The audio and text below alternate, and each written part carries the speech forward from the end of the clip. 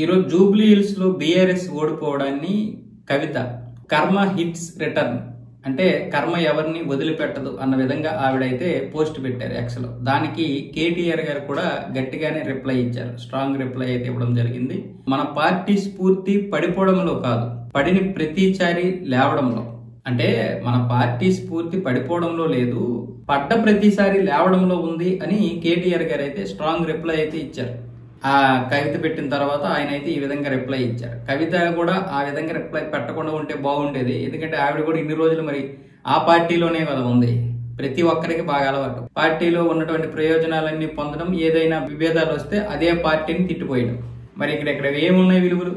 సరే, హరీష్ రావు అయినా తప్పు చేయొచ్చు, సంతోషరావు అయినా తప్పు చేయొచ్చు, కేటీఆర్ అయినా కవిత అయినా ఎవరైనా సరే, కానీ మీరు విలువలేవి ఈ పార్టీ నుంచే కదా నువ్వు వచ్చావు. ఇన్ని రోజులు మమ్మల్ని మభ్య పెట్టావు. మరి తెలంగాణ ఓట్లు వేయించుకున్నది ఎలాగా? ఈ పార్టీని చూసే కదా.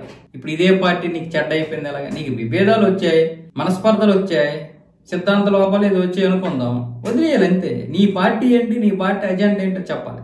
బీఆర్ఎస్ పార్టీ ఏంటో దాని అజెండా ఏంటో మీరు చెప్పాల్సిన అవసరం లేదు కవిత గారు.